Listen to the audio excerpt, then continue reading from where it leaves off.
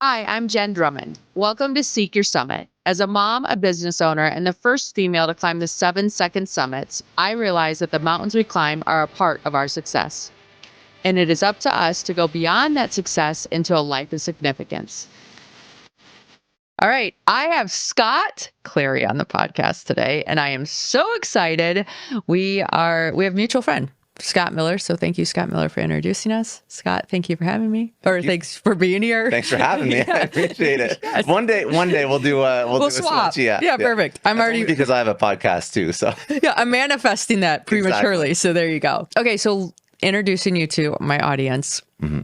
You grew up in Canada with non-entrepreneurship type parents, like very risk-averse people. And I look at who you are and I'm like, apple tree, it just doesn't make sense. You're right. So I always make a joke how I don't have this origin story where I came from nothing or I was homeless for some point. I was very comfortable, very privileged growing up. But I think safety is a facade that a lot of people don't understand how to escape. And I think that the lives that our parents had and our grandparents had and the safety and security of a 9-to-5 or a W-2, I think a lot of people still chase that. And I did for a moment until you start to realize that safety is a facade. If we look at cost of living, if we look at buying a detached home, our first condo, if we look at the buying power of the dollar that we make, if we look at the fact that we no longer have pensions like our parents, all of a sudden, and we look at the fact that, especially during COVID, obviously this didn't impact my upbringing and my decision, but I think it made very prevalent during COVID when people who worked for companies for 30 years were laid off overnight. We realized that maybe the things that we thought were safe that our parents did or our grandparents did are not that safe. Yeah. And I think I had that realization very young because even just looking at the job market, I was trying to do the math. I'm like, listen, if I just work a W-2, that's what it's called down here. It wasn't called that in Canada, but I just work a 9-to-5 and I make X amount of dollars. I don't even have a pension. Then how much do I have to save up so that I can retire at some point? Like most of our parents would want to retire at 65 or 70 or something like that. And on top of that, we're living longer too. So how am I going to find this nest egg of 10 to 15 or 20 million so I can make X amount of dollars per year until I retire if I live to 100 and whatever? Mm-hmm. So that's very scary because then you start doing the math and you're like, okay, so I got to get good at investing because if I'm making what people think is a great salary, 100K, which is not that much in a country that taxes you 50+%, and you do that for your whole life, and then homes are more expensive and cost of living more expensive, you're doing the math and you're like, shit, like, I'm not going to be able to retire at any point.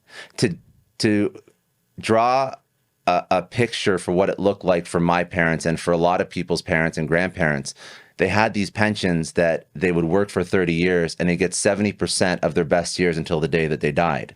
And this doesn't exist in 99% of industry anymore. So that means if you made 100K your whole career for 30 years, you would make 70% of that, $70,000 without working, without doing anything till the day that you die. Mm-hmm. That really doesn't exist for the majority of people anymore. Now you have pension contributions and whatnot, and you have investment contributions or 401k contributions, but it's not the same. Not the same at all. Never the same. Right. So that was the light bulb, Scott, wake up, you got to get your shit together. You got to figure out how to make a ton of money.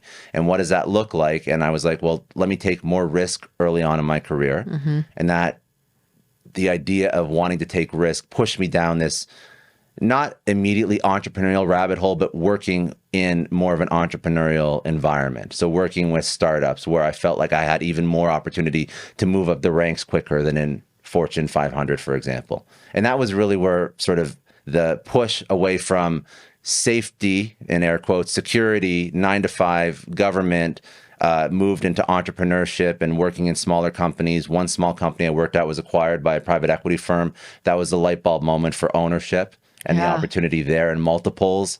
And then that sort of kicked off everything else. And then I consulted with a whole bunch of startups. I joined startups, some worked, some didn't. I joined one that was actually acquired where I led sales and marketing. So I bolted myself onto an existing company that was about 10 years old. I really helped them scale out, exit. That was about 5 years ago now. Okay. And I've just been involved in the entrepreneur startup ecosystem ever since. That was what led me to create content around it, the podcast, all of that was all focused on entrepreneurship, startups, and I've loved it. I've invested in startups. I've done the gamut of things, building them, joining them, talking about them, investing in them. So I think it's a smart way to look at potential career opportunity. What brought you down to Miami, Fort Lauderdale area? I mean, that's a mix of different things. That's not just me wanting to further my career, even though I think that the U.S. is a great place to further any career because there's so much opportunity. It was more just we were done with the weather. We were done with the cold. I think that if you are an ambitious, driven person, I think you can build a business anywhere. But for me, in my opinion, I wanted to give myself the best chance of doing anything. And for me, that was the U.S. There's opportunity in Canada for sure, but there's just less opportunity than in the U.S. There's just less money that flows. Investors are a little bit more risk adverse. If I have a podcast, I have less access to people in Canada than I would in New York, LA, or Miami. So that was the goal. It was really just to put myself in a position to win, a higher likelihood of winning than not. I like that. Yeah. Depends where you swim, right? It's true. It depends where you swim, and just being conscious of what that environment looks like and what it can provide. I think that's how I've always sort of positioned myself. I mean, there's a lot of things that go into being successful, but I also think that you don't have to make it harder on yourself than it has to be. Yeah. And if you have the means or the opportunity to make these bold, audacious moves at a particular season of your life where you are able to do it, meaning it's not maybe adversely affecting your relationship or your kids or whatever, if you can do that, then I think that it's good to take those risks early on, because then it actually makes all the other risks, like building a business, building an audience, getting on more stages, interviewing cool people, it removes a little bit of that risk by taking that one big risk to switch countries, basically. No, I like that. Helpful. When you came here, did you already have an audience built, or did you do that pretty much here? I started the podcast in Toronto. Okay. I started all virtual because I started just before COVID. And then obviously during COVID, everything was over Zoom. I started building it out, but I think it really took off when I moved down to South Florida, to Miami.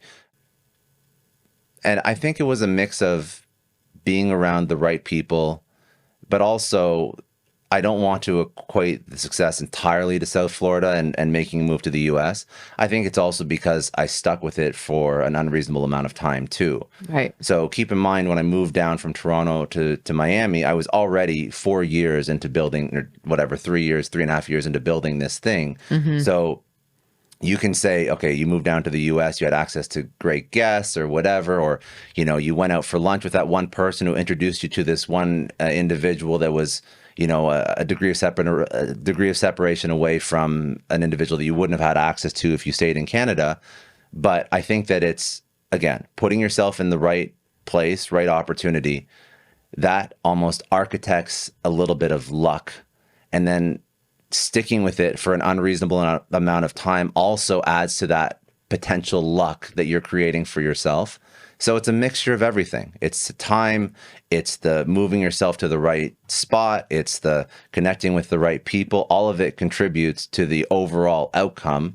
And it could be successful without any one of those individual pieces. But again, like, my belief in life is that you just want to stack the odds in your favor, right?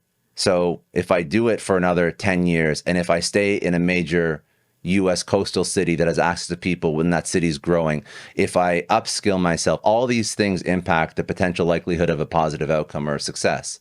So I think that that's really the lesson. It's stacking the odds in your favor again and again and again in any way that you can reasonably do it, given your resources, your bandwidth, your connections, your ability to move, your ability to learn new things, your ability to invest in people or processes or ideas that can help you take it to the next level. Yeah. And I think the through thread here is the persistence, right? Yes, definitely. like it's just one step, getting in the right room. Yeah. And like you said, a lot of times it's that one random relationship or that one random person that maybe wasn't so random if you look at all the steps you took before that allowed you to meet them. It feels random. It feels random. And this is actually, so if I had just just stayed in Toronto and just podcasted and wasn't able to sit down with people in the same room and shake their hand and build rapport with them that way, and I could only email and jump on Zooms with people, if I had just done that,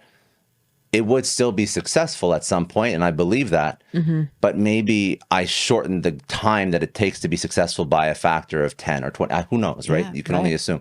But I still think that I don't want the takeaway from this to be, I got to move to the US, or I got to be in the right rooms with the right people.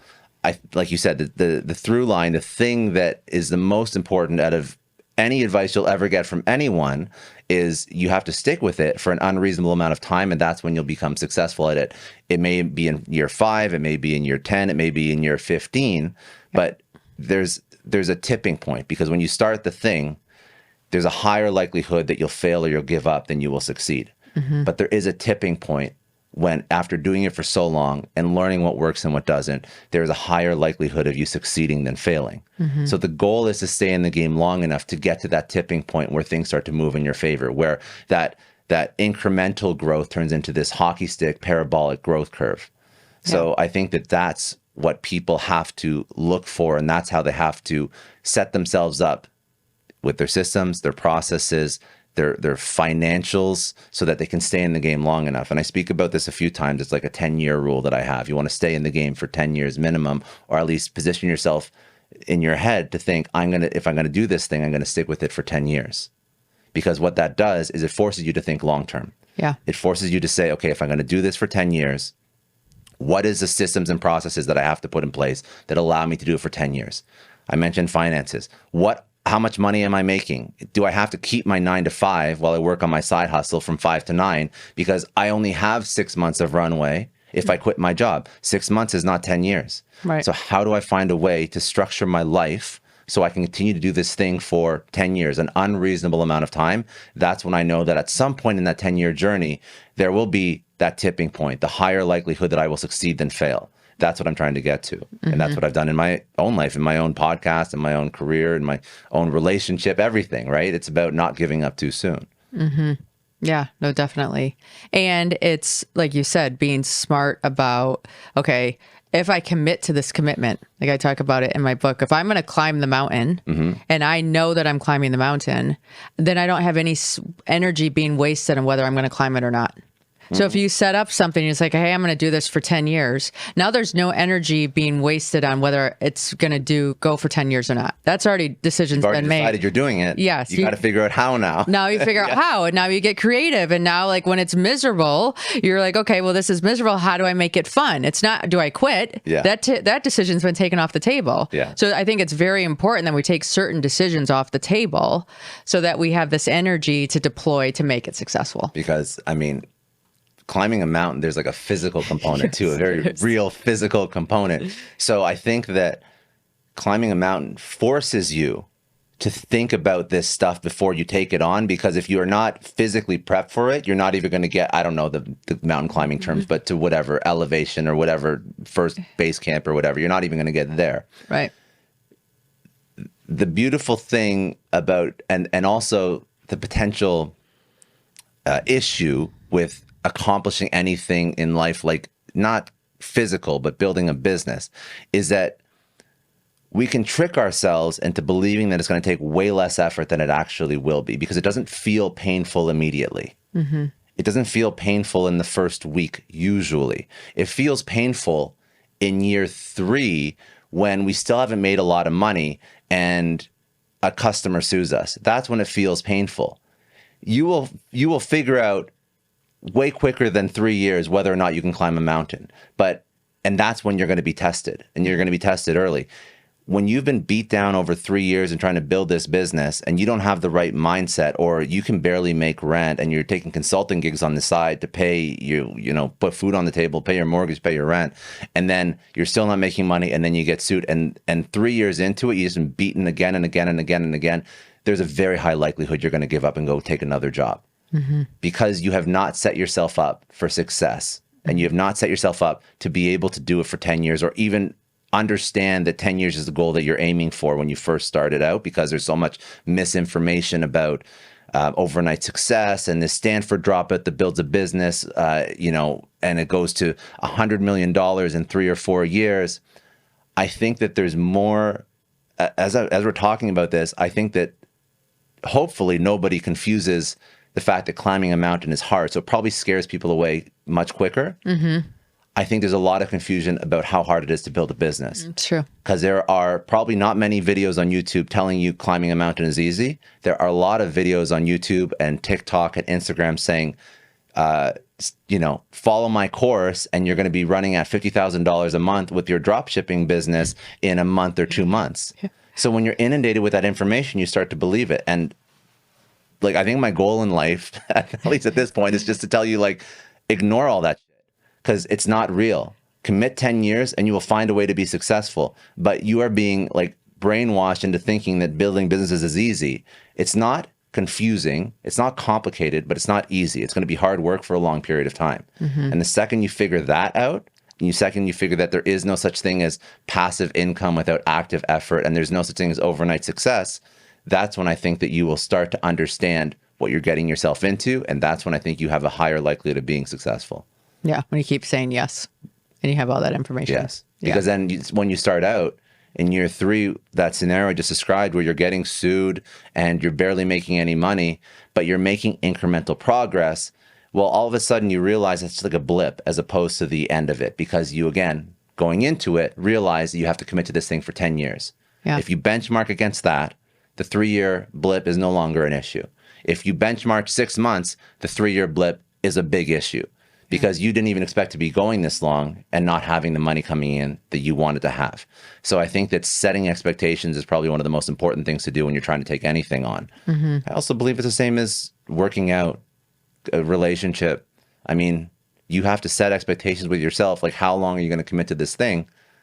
Because a lot of people just want overnight success in anything. It's not just business. It could be overnight success in weight loss, overnight success in finding the perfect mate or spouse or partner. And it's not. Like, no relationship that survived past 3 years has been what's the honeymoon period? 6 months or a year psychologically or something, right? And then it turns into real. And then it turns into, we have to figure out how we're going to live together and we're going to grow together. And are we going to have kids and are we going to get married and all these things, which is all beautiful and it's good. But there's no relationship devoid of those conversations. Right. So if you only expect to go into it for 6 months or a year and you expect that that's always going to be the case, and it's always going to be honeymoon and it's always going to be infatuation as opposed to true love and commitment, then you're always going to fail. Right. Because you don't know how to repair the rupture. Exactly. Because you have the wrong expectations going into it. Yeah, definitely. Anyway. No, I like it. And there's that soapbox. Thank you very much. We're good. So when I look at your path, yes, right, because this has been very successful for you. You have the podcast. You have 3.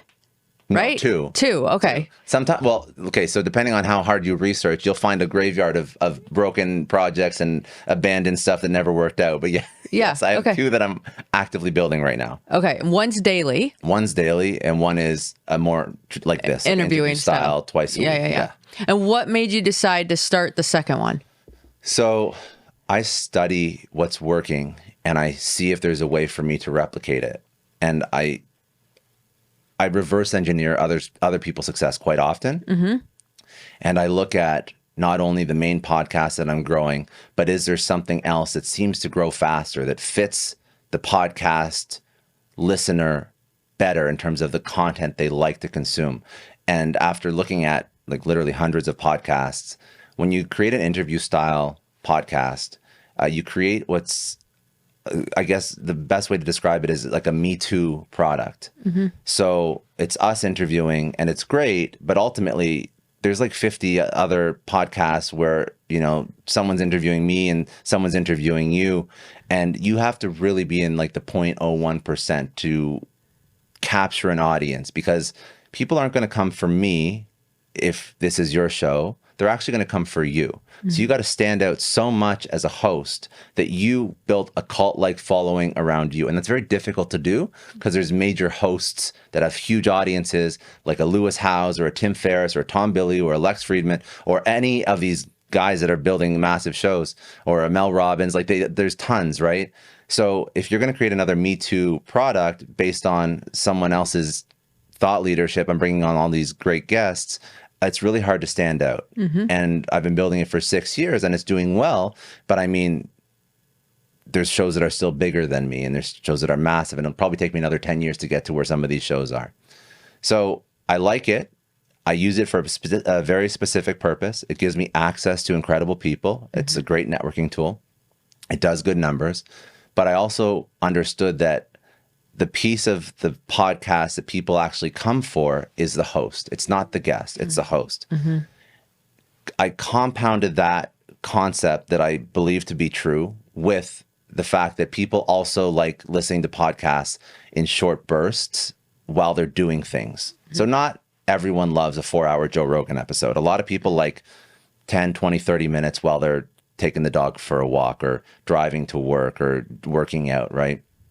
And people can love consuming daily short content. So the second podcast is really the combination of those two sort of thoughts combined into a show. It's me every single day for a really short 10 to 15 minute segment teaching on things that I know. And it's giving people constant exposure to me and who I am, and they're going to learn from my career, my experience, and some of my ideas. And it's also just it's much easier to scale that out. It's very hard to do a daily interview. I know John Lee Dumas with Entrepreneurs on Fire does it, but for me, it's easier to just focus on me creating content every single day, removing all the X factors, removing all the booking, and really tapping into my audience and building a relationship with them and making sure that I'm in their ears every single day. And I find that that is a much quicker path to grow a podcast than being another Me Too interview style. And so far, the thesis is working. Like it's growing faster in the 2 years that I've been building this than what Success Story, which is my interview style podcast, was doing at the 2-year mark. And I look at Eric Sue and Neil Patel, who do Marketing School. It's a daily marketing podcast. John Lee Dumas is a daily interview, but that grew incredibly quick. So all these daily short, focusing, in my opinion, more on the host, I think that's what can create a really not fast, but a quicker podcast, a quicker podcast growth than doing like another a copycat Me Too style interview show. That gives you a lot of content, right? To Gives you tons of repurpose. content. Gives you tons of content. So every single time I do a podcast, I mean, I'm a content marketing machine. I probably put out 30 to 50 pieces per day. Wow. So everything that I do, whether or not it's a podcast or I'm doing a 10-minute, because the second podcast is called 10-Minute MBA. I'm just talking about daily business things that usually it's something I dealt with that day. And I'll turn it into like, okay, these are my thoughts and like teachings on how to sort of solve for this in your own business. So all that turns into content as well. Every time I go on stage, there's a videographer records me. Sometimes it's Gina. Sometimes there's an actual videographer recording me. I turn that into a whole bunch of content. So find a way to, I think the lesson after, just understanding how I think through taking a new product to market and the podcast is the product, the lesson is you got to find what resonates with that particular medium the best and the audience that is consuming the content on that medium. And maybe it's doing things slightly differently than everyone is doing it, or maybe it isn't. Maybe it's emulating what everyone is doing, but testing different ways of creating content on a particular medium and seeing if it's growing or not or working or not, I think is very important as a content creator. And that's constantly what I'm doing, which is what led to the second show. And do you ever have a problem coming up with content? No, Never. never. I mean, Because your lens is always on. lens to is filter always for it. on. There's like 50 different topics we'll talk about today. And I'm sure one of them, it'll be a light bulb. That I'm going to just put that and turn that into a 10-minute clip. If I have zero ideas, I mean, you can just go to YouTube and type in business, I don't know, entrepreneur ideas or entrepreneurship tips. And then you can literally rank the videos by most watched to least watched, and then look at some of the topics that they discuss and then go record a video on that because it's a high searched topic. But there's so many ways to get inspiration. And I also write down everything that I've already spoken about, so I never repeat. So I think that it's actually quite easy when you live in this space and you study it, like all good entrepreneurs do. They live in what they're doing so much that the ideas come. You understand the market. You understand what works, what doesn't when you're a content creator or podcaster. But I think that's just a great way to approach building anything worth building as an entrepreneur. Like, just live in it and focus on it, and don't get distracted by all these other shiny objects. Like, focus on the one thing you're building and study people that are doing it just a little bit more advanced than you, and people that have been doing it for 20 years and 50 years, and just study everything you possibly can and immerse yourself in it. And this is what I do with content and podcasting. So to answer your question, ideas come very easy because I'm living it all the time. Yeah.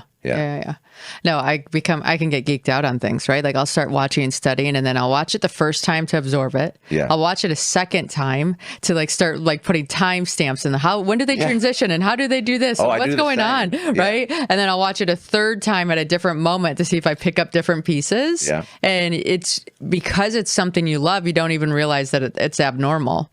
Right. Which it is a super abnormal behavior to do that and watch something 3 times, but you're right. I will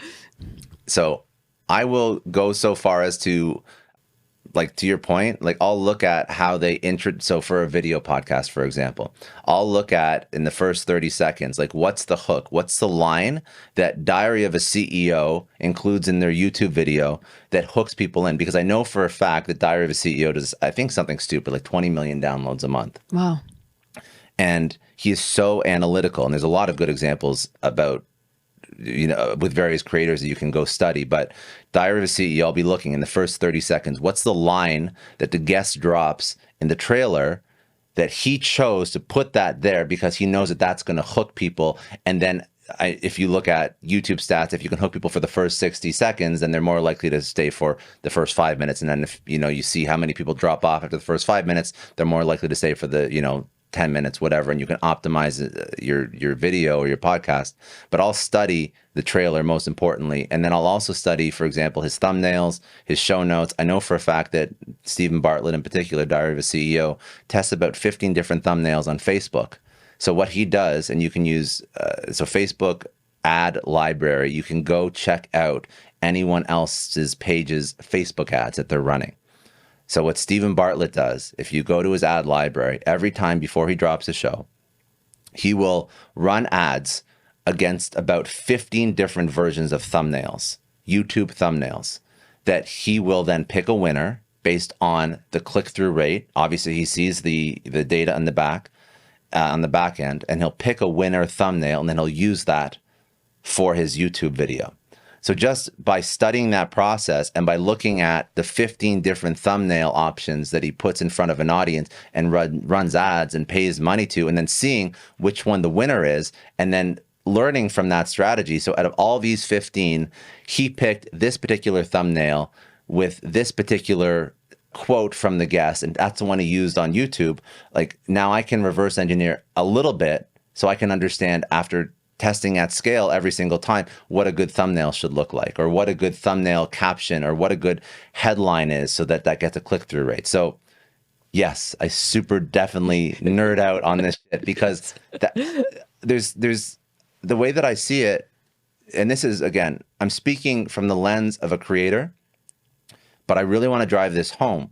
It's, as a creator, I'm an entrepreneur. Mm-hmm. The podcast is my product. Mm-hmm. Okay, so it's no different if you have a software product or a consumer goods product, or you're a consultant. These are your products, you're an entrepreneur. So I'm talking about reverse engineering a competitor. Mm-hmm. Not really a competitor, but yes, quote unquote competitor.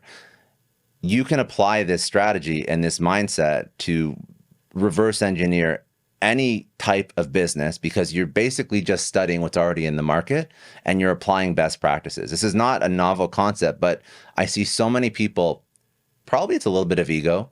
They think they're smarter than they are when they start something new, mm-hmm. and they want to reinvent the wheel. They assume that what they know and the lens that they look at the world through is the correct lens, and they'll just put shit out there, and they're confused when the market doesn't receive it. Mm-hmm. I'm the opposite. I'm like, I don't want to trust my opinion too much. I think I know a couple things, but I don't really care what I know. I want to understand what the market needs. Yeah. I want to understand what the audience needs. And the more I study the audience, and the more I study the people that are doing this at scale, the more I can see what works and what doesn't. And then that's my initial thesis. That's my initial take to market with the podcast. And I just find, like, that, again, it's all about compressing time. And that's what we call luck, I think, a lot of times. I think we call that luck, but it's not luck. It's architected. Right. You're studying, you're researching, you're living in it. And for me, again, it's just about increasing the chance of you being lucky, but also it's about reducing the amount of time and the friction so that you can start to see success, so that you can start to see the fruits of your labor when you're building the thing that you're trying to build. So I don't see any value in bringing my ego into the equation and assuming that I know what's best. I will look at all the things that are out there, and then I'll make a judgment call based on people that have killed it, that I trust, that I think have massive teams behind them supporting them, that have put a lot of energy and money and time and resources into figuring out problems at a scale that I could never figure them out, especially when I'm just starting out. And that's the first version of whatever I put out, because I know what good looks like. And then I'll iterate from there and I'll test and I'll learn. But I know my first version is better than just, throwing it at a wall and hoping it sticks. So Yeah. And there's confidence that comes with that. there is. Yeah. Yeah. And Which I it think is shows. also important. Yeah, very much so. And so you have a super successful newsletter. Yeah. Yeah. I mean, over 300 and some Yes. thousand subscribers. How, why, when did that fit into the puzzle? And what is that? How the newsletter fits into the puzzle is I'm a big fan of, if you are creating content, you cannot just assume that people want to consume content in the format that you're creating it.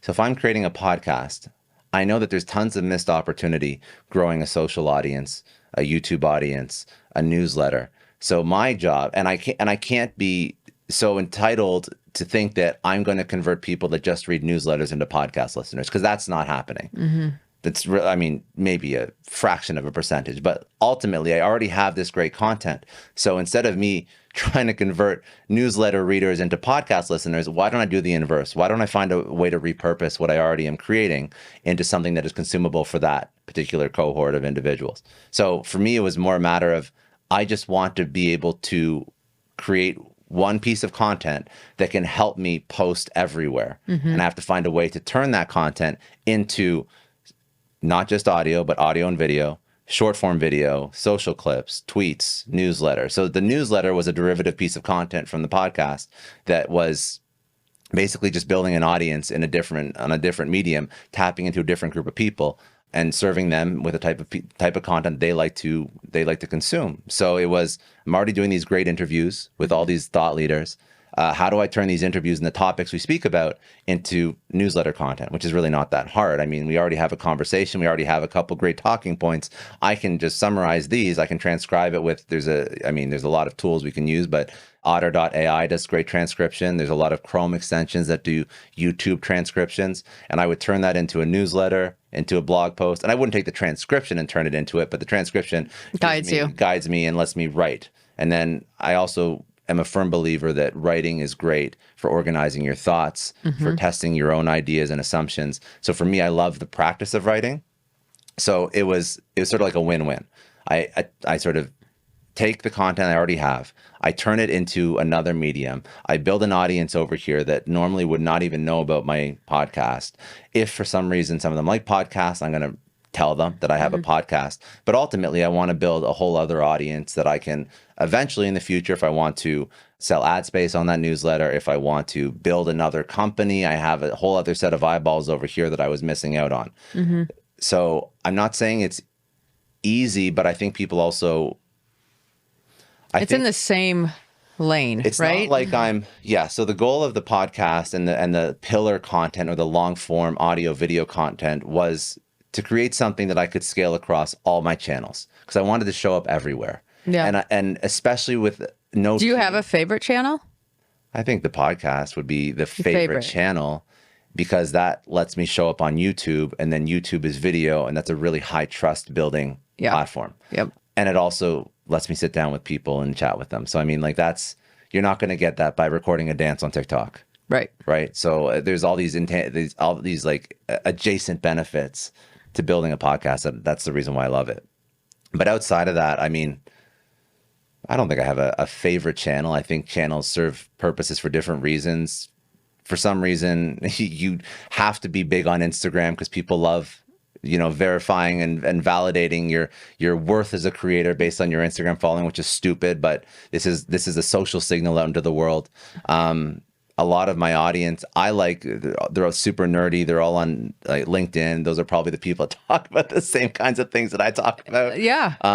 I like Twitter because, I like everything for different reasons. I like Twitter because what Twitter forces you to do is be super clever and witty in a really concise, character count, which I think is a whole other skill set in and of itself. And I think that I like Twitter because it's a version of writing. And it's a version of creative writing. And I do actually enjoy writing because, again, of all the things that I mentioned before. And then newsletter is long form creative writing, and it allows me to honestly de-stress and just put my thoughts on paper. And I think that also it's a great medium to, again, if you have ideas that you can put into a newsletter, like why wouldn't you be doing it? Mm-hmm. So the goal with the podcast originally was to create this pillar content that could be distributed everywhere. But I didn't have the capacity, like the energy, to think about new topics for a new newsletter every single day, or a new topic for Instagram every single day. So maybe sometimes I want to write a newsletter just based on what's happening in my life. Mm-hmm. But more often than not, I want a predictable, repeatable content strategy that I don't have to rethink. I can't think of another TikTok today or another Instagram short. I'm just going to pull a 30-second clip from the podcast I did 2 weeks ago. And that, to me, it still shows up. It's still great. It still features another thought leader, and I don't have to do a lot of thinking to put that content out. And I think that that's probably the best way to consistently show up. I think that when people try and invent new content for every single platform every single day, if you don't have a team supporting you, it's going to lead to burnout. You're going to quit immediately. So that's why. Yeah. How have you managed burnout? Well, I enjoy what I do. Yeah. Which is very important. I work very hard. I think that the reason why I don't burn out is because what I'm doing is in line with my personal North Star. Mm-hmm. I think that if I was working this hard for something that I wasn't enjoying, I would have burnt out a long time ago. Mm-hmm. I truly do believe, I'm sure there's edge cases for sure, but I think that burnout is more often than not correlated with somebody doing things they don't actually enjoy doing, or whether or not they know it, it's not aligned with where they want to take themselves in the future. They don't see the thing they're doing day in, day out really getting them to where they want to go. And sometimes they don't even know where they want to go, but they just know that the 9 to 5 that they're working on right now is not it. Mm-hmm. So I work way harder with the podcast, with doing my own thing, than I've ever worked in a corporate environment, like by a factor of 1,000. I think that's important for everybody to listen to that's following today. Right, when it's your passion project, when it is your brand, when it is your entrepreneurship journey, it is way harder than if you're working for a corporate. I mean, it's all of you. It's a lifestyle. Yeah, it is. But I remember working in corporate, and I would not burn out, but I'd be over it. Yeah. But I'm never over it now. Right. Right. And there's weeks where... Is it hard to turn it off? Super hard to turn it off. I bet. Super hard to turn it off. I struggle with that too. So I think that's actually on the other side of entrepreneurship that not enough people speak about. It's very hard to turn off, and it can be toxic for the people around you. I mean, you can ask G how much I work. It's very toxic sometimes how much I put into this. Not because it's hurting our relationship, because we're both entrepreneurs, but I think that sometimes it's important to know, like, okay, so if we're going to have date night, go out, you're not working. Like, yeah. We're both learning how to turn that off. Learning how to turn it off. So I think that, again, a lot of what I spoke about at the beginning was getting the right mindset so you understand what you're getting yourself into, and understanding what you have to commit and what you have to commit to. And I think that part of becoming an entrepreneur is understanding the season of your life that you're going to give to this thing that you're trying to build, and then setting a deadline.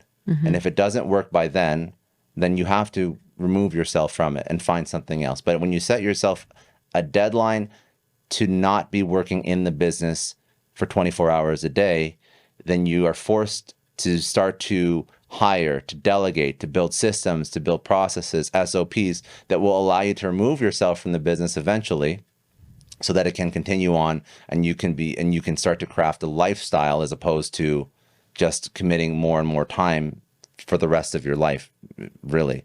So I think that that's something that is very important for entrepreneurs to consider. What do I want? Do I want a $1 billion business, and do I never want lifestyle? Do I want to make $1 million a year, and do I want lifestyle? Do I want to make $10 million a year and have lifestyle? How do I architect that? Am I going to do this for the next 10 years? Okay, great. When am I going to have kids? How much time do I have for kids? Is my spouse cool with it? If I can do the next 10 years and that's the most I can commit to this, because then I want to have kids and be more present in their life and not just be an absent parent, then I have to figure out, okay, at the 10-year mark, we have to be doing this amount of revenue, and I have to have this team supporting me, so I only have to commit 20 hours a week to my business. Like, there's so much, nuance and context and factors that can impact, but the point is you got to think about it. Yeah. How often are you doing a check-in with yourself and saying, hey, this is balanced for me, or this is working, or is this not working? Are you proactive on that, or does something normally break down and then you have to fix it? Because I used to be the breakdown. I used to be the person that I would break down and now I'd fix it. I've gotten better at being able to, okay, I'm going to check in quarterly, or I'm going to check in more regularly so I don't have as many breaks. I think I'm more proactive. I'm just thinking about my own behavior, because I'm proactively creating systems for things that remove things off my plate. And I think that because I do that, and I do that so much sooner than it has to happen, that... Can you give an example? Yeah, sure. Very basic example. So I just signed a new deal with a network that's going to help distribute the podcast, and there has to be some back and forth on the assets that are going to be delivered into this drive, and the network's going to take the drive and the assets in the drive and the MP4s and the videos, and they're going to push them out to their own distribution channels. So I mean, immediately I'm just finding the person on my team that can take care of that task, training them up on it, showing them where the drive is, showing them how to title and how to structure all the videos so that the person on the network side can pull the right videos and understands who the video is about, and a couple different pieces about the video in terms of like what we spoke about, so that they're not confused and they know what to put in the show notes when they blast it out to their network. So I mean, train somebody up on that immediately, let them run with it a few times, made sure they had no questions, documented SOPs around it, did a screen recording, and now that person's running with it. And that's like a bolt-on part of the machine. So, I mean, I think some entrepreneurs, for better, for worse, probably for worse, would probably just do that thing themselves for a couple months if they felt that they didn't trust somebody. It's a big deal. It's a big network. That means you're introducing somebody from your team to somebody who's very high up, and you don't want to disrupt that relationship. So maybe an entrepreneur would think, well, I want to manage that relationship, and I want to make sure they don't screw it up so I don't look like an idiot. I don't know. It's not how I think, so it's hard for me to understand that. But I know people that get stuck with too many of these processes, and they don't trust somebody else to do it on their team for a variety of reasons. It could be they don't feel like they're competent, or they don't feel like they have bandwidth, or the person could be telling them they don't have bandwidth and they have a hard time hiring somebody new. Fortunately, I do not overburden my team, so I'm constantly checking in to see what kind of bandwidth they have, how many hours they're committing in a day, and if they have free time to do extra things. It's a lot of very candid conversation with them about what they're working on and what they're not. So when a small little project like this comes up, which probably only takes about an hour a day of work, I don't want to throw it on somebody who's going to drop the ball. I'm walking them through it. I'm making sure that there's no hiccups or bugs. I'm making sure that they can do it properly. And then I'm trusting them to do it. And I'm not checking in. I'll check in with a team meeting later on, once every month or 2 months. But on this particular process, it's handled. It's done. It's on autopilot now. So yeah, and as new things come up, that's the mindset I have for that new thing. And it'll just be find a way to codify the process. Screen recording with Loom or whatever is a really good way to do it if you have an outsourced team, which I do, and then trust them to do it. And also give them the agency to put up their hand and ask questions if they're not comfortable, which I think is probably the biggest issue with teams. Teams and people are scared for some reason, and it's probably because you feel like you're approachable, but you're probably not. To say, hey, I don't understand something, or hey, this isn't working, or hey, this is broken, or hey, whatever. And I think that the number one thing that has allowed me to effectively communicate is almost every time something doesn't work out the way that I want it to, it's like, let's solve this together, and please just talk to me about what's going on in your life, in your work, in the SOP that I created, so that we're trying to solve these problems so they don't happen again, but it's not your fault. It's not your fault. I don't want you to think it's your fault. I don't want you, just because something screwed up, to never bring another problem to me. It's really important to make the person feel comfortable to constantly sort of raise their hand. And I think that that's something that's really helped me and allowed for, I mean, Kim Scott calls it radical candor, whatever you want to call it. That is the most important, because nobody knows how your business is running like the people that are actually building your business. And you may think you know everything that's happening, but there's always some mess that hopefully you create a psychologically safe environment for the people to tell you about it before it gets too big. Yeah. And what do you do for the person listening today? What do you suggest they do to help foster that type of environment and cultivate that type of culture within their business? It's a great question. There's a few things that I think I do personally that have helped, outside of explicitly telling the person, like, please don't stress if you screw up. Please, like, let's figure it out together. I mean, that already is a step in the right direction. I do know where my team wants to go professionally. So I help them. And I have a small team. So obviously with scale, you have to enable like your level of management to act like this for the people that are direct reports to them. But I don't have a level of management. So I have one guy that acts like my CMO, which I guess is a level of management, but it's not a huge team, right? It's only 6 people for the podcast and the social stuff. So I know where they want to go in their careers. I know where my CMO, who manages my editors and my social and my copywriting and all that, I know where he wants to go in his career. And I actively try and as best I can help them get there. So like funny enough, I'll talk about my editor, Ali. He's an awesome dude. He started off as a solo video editor. He wanted to build a marketing agency. So obviously he did all the work, but I was giving him templates on how to run outbound sequences, how to figure out who your ICP is, your ideal customer profile, how to figure out your buyer persona, how to set up a landing page. So we go back and forth on, for him and his North Star, obviously he helps out me, he manages my team, but he wants to build his own marketing agency, and he has. So I've just through like a mentorship relationship, peer relationship, helped him get to where he is right now, where he has multiple clients. He has not just my team, but he has his own internal staff. So, I mean, I know where the team wants to go. And when you help them get there, first of all, they're super appreciative of you. It's a level of trust and loyalty that really I don't think can be replicated outside of you just giving a shit about what they want to accomplish in life and helping them get it. And I think that's along with telling them that they can bring you problems, that whole level of trust that's built. I think that's how you have to build a team. And if it's not, I mean, I helped Ali build a marketing agency. I mean, but say you're managing somebody who doesn't want to build an agency. I mean, where do they want to go in their career? How much money do they want to make? I mean, do they want a promotion? Is it title? What is the thing that person actually wants? Like, you should know that. And then over time, help them get there and realize that when people are working with you, the options for where they can work are truly endless. So if they don't feel like they're growing in their own career, in their own life, like sooner or later, they're going to leave you. So it's better to invest that energy and time into that person's growth, personal and professional, if you can. Because again, it creates this environment of trust, which in turn will allow them to feel comfortable saying, hey, Scott is on my team. I trust Scott. It is not going well. We uploaded the wrong version of the video. We forgot to edit this part out, whatever. I'm going to let him know because he's not an asshole. We're on the same team here. We're trying to win together. I'm trying to help him win in his business. He's trying to help me win in my business, in my life.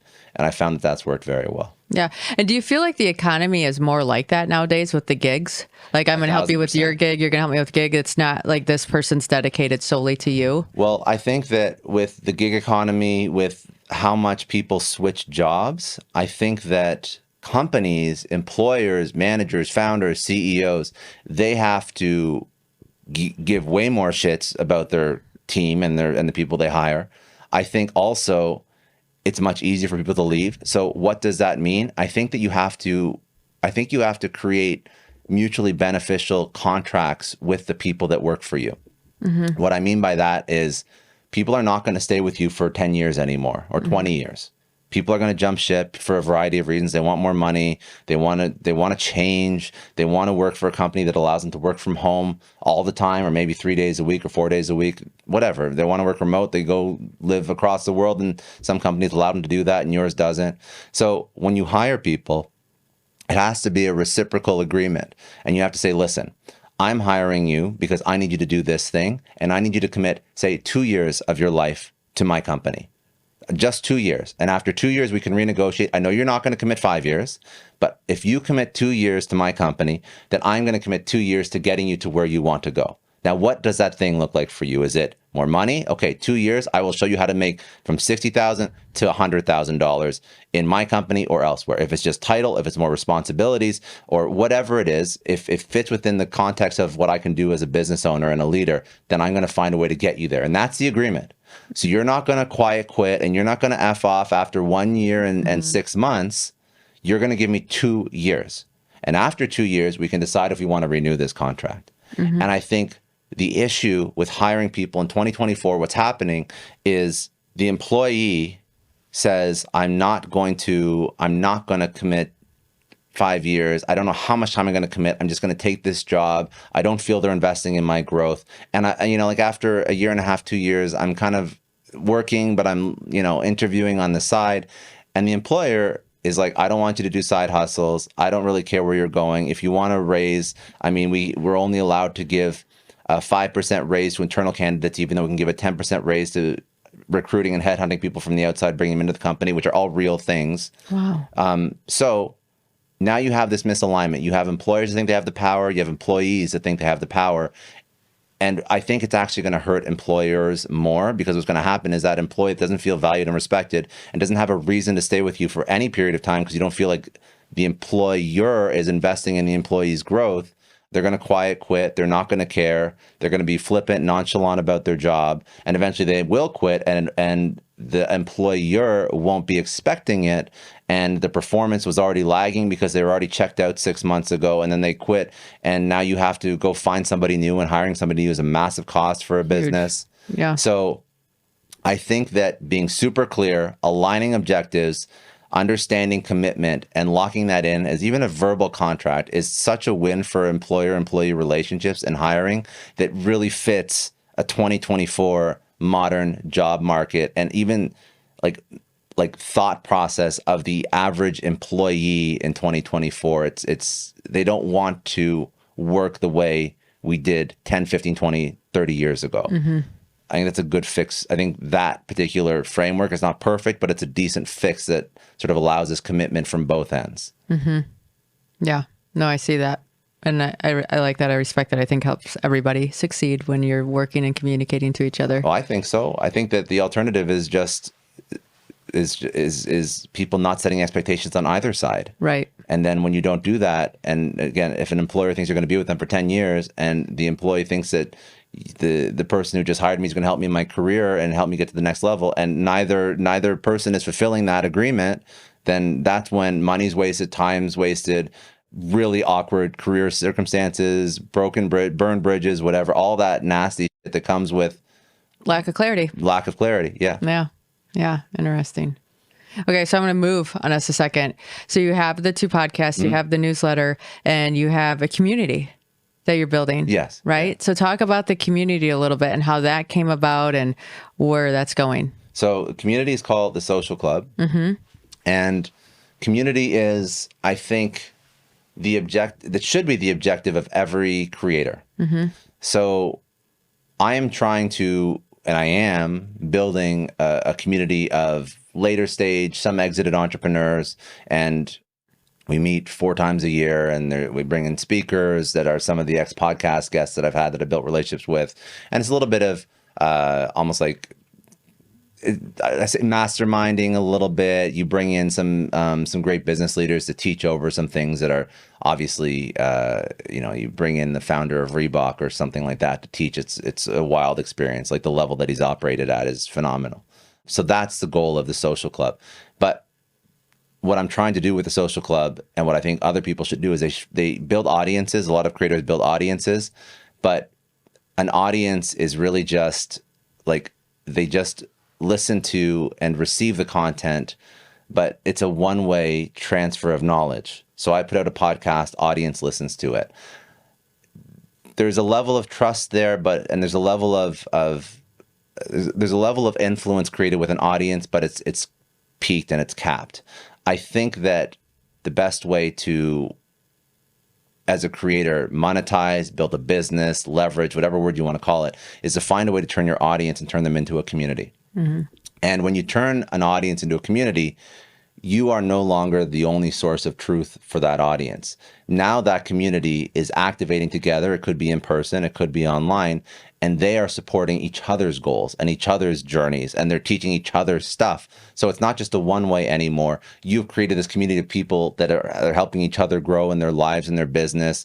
And I mean, for our community, it could be where to invest after you made a little bit of money, or it could be I'm starting my second company. Like I don't want to screw it up the way that I did the first one by diluting myself too much when I raised investor money. A million and different conversations come up, but I think that would be the ultimate goal, because I think that too many people just try and monetize their audience by selling a product or a service. I think the most value is created when you find a way to turn an audience into a community. That's what I'm doing with the Social Club. That's what I've seen some of the best creators in the world do in different ways. But it's finding a way to take people from just a follower on Instagram and how am I putting them in a room, virtually or physically, where they can help and engage with and activate together and help each other. And that's what the Social Club's all about. So it's sort of taking the audience and moving it one step further into an actual community. And also there's more monetization options there too. So if I want to sell a product or a service, I want people that feel more value than just listening to a podcast guest. I want people that feel like, okay, if I listen to Scott interview the founder of Reebok, for example, I'm going to get information based on the founder of Reebok's journey. However, if I can get into a room with him or other business leaders, not everybody's level of that, but other business leaders, now I can talk about my specific problems, and I can also help someone else with their specific problems. And I also am in a room with people that are having similar problems to me. So it's no longer just one-way communication. Now it's, again, activating together. It's camaraderie. It's peers. I can get advice contextually relevant to what I'm trying to solve for in my life, as opposed to just hear about Joe Foster, the Reebok guy's journey. So I think that's where you create the most value as a creator, if you can find a way to turn the people that follow you into a true community. And how are you building that and expanding that? It's, for us, we're doing in person because, again, I think in person is so powerful. In person is so powerful. There's a lot of ways to do it, but for us, we're just inviting people out. And then it's a very traditional model. 4 times a year, we charge an amount for people to come out to all 4 events for the year. We bring in speakers. There's networking. There's food. We do bespoke matchmaking. So somebody has like an issue with their business, we'll find somebody who has solved that problem before at a high level. We'll get them into a conversation with each other.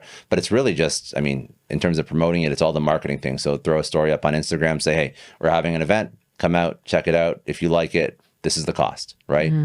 That's pretty much it. I mean, it's all the traditional marketing things. You tap into your existing audience. You let them know it exists. You invite them out to experience it. I run outbound emails, outbound on LinkedIn, with a call to action to come out to an event. So all the normal marketing stuff, because at the end of the day, the community is a product. So how do you market a product? I mean, you talk about it on social. You talk about it. You build demand for it. You can jump on calls and talk to people about it on Zoom and invite them out. You run campaigns. You can run ads. You can do all the marketing things. And that's actually just one quick thought on this. Whatever you're doing, whatever you're building, if it's content creator, if it's newsletter, if it's community, online, offline, like it's just a product and it's just a business. And when I say it means don't be so myopic. Like don't put blinders on to all the different things you could potentially do to grow it. So you're asking, like, how do you grow a community? I mean, run ads, run emails, like reach out to people. Like you can cold call. You can do whatever you want. It's just every sales and marketing activity, you have a product, figure out which one works the best, and then triple down on that. It's the same as if I was building a new software product or a new consumer good, or I wanted to be a consultant. Like how do you raise awareness for that? Same. Everything, Right. yeah. Same formula, different avenue. Yeah. What are you most excited that you're working on right now? I've been excited about the podcast since day one. Since day one. And it's never faltered at all. That's awesome. Because, and that's why you don't get burnt out. That's actually why you don't get burnt out. Because I went into it not caring about the financial component to it. Yeah. Because there was so many adjacent rewards to building a network and a podcast and sitting down with cool ass people that, and I also drink my own Kool-Aid. I do believe if I do something for 10 years, I'll find a way to be successful. Like I have to drink my own Kool-Aid. Right. So there's so many immediate rewards, like sitting down with some of these people and talking to them. Yeah.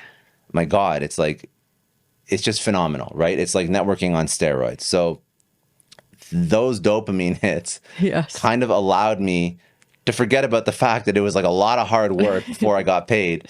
And then, I mean, those dopamine hits haven't gone away because somebody who is a highly ambitious person, I can't imagine anybody who sits down with some of the people that we do and isn't you don't like, get this excited. is the coolest shit that I've ever done. And you have to like pinch yourself sometimes. So no, I'm still super excited about that because all the stuff that got me excited about day one is still happening. Plus I'm making more money. Plus it's growing. So it's like all the even more cooler stuff and better and more good is happening to the podcast. And I mean, you know, I just mentioned, I didn't name the name because I don't want to name the name of the distribution partner until it happens and it's all working and yeah. You're feeling confident and all the pieces. But everything is going in the right direction, right? So now distribution partner adds X million more downloads. And then I just had a great conversation with somebody that can get me access to these particular guests that are all like Fortune 500 CEOs. Like, so always excited about that because you see the path of somebody who's even done it before. You look at Tim Ferriss, you look at Lewis Howes, you look at Tom Bilyeu, you look at even people that have not, like Tim Ferriss gets paid a ton to podcast, but also very smart guy. He turns a lot of that money. He can do some angel investing into businesses. So I'm like, okay, that's something I could do with it, right? Lewis Howes built a mastermind, courses, built a conference around his podcast. I'm like, okay, that's an option too. Tom Bilyeu has like a full movie set for his show, right? So I'm like, I could even do that. Or there's a ton of shows that have sold to Spotify for 7 figures. And that's an option too. Not everyone's a Joe Rogan, but I'll take a multiple of 10 million for the show, right? If you sell and you grow big enough and you sell the rights to Spotify. So, and there's also other people that invest in shows too. So like there's so many avenues for success and there's so many different ways to monetize it. And whether or not it's selling it to Spotify or turning it into a conference or just taking the revenue from it and throwing it into angel investments like Tim Ferriss, like there's so much opportunity on top of the fact that you're still sitting down with exceptional people, right? Yeah. I mean, how do you not get excited about that? Oh yeah, no, it's my favorite thing. And then also, I would do it all day long. And then you get other opportunities too. So now I get access to bigger and bigger stages. I get to actually not just like podcast stages, but get on stage in front of X thousand of people. That's all because of the podcast. There's different ways to create influence. And I think that this is I think that if you can stick with it for long enough, I think it's a great way to do it because you can also build, you know, a $1 billion company. You can also, you can also stream on Twitch and TikTok. For me, as somebody who loves entrepreneurs, this was like the best way to create fame and influence. I love it. So yeah. I love that. It's so good. Okay, so our listeners are all excited about all the things you're creating. They got a lot of tactical lessons, not just the mindset piece that you have to do today. So thank you for both. How do we connect with you and follow and become part of some of your stuff? So it's pretty straightforward. All the socials the same. So it's at Scott D. Clary. Yep. And then you can go to successstorypodcast.com and that's the podcast. Perfect. Yeah. Thank you so much. Thank you. I appreciate it. Yeah, my pleasure.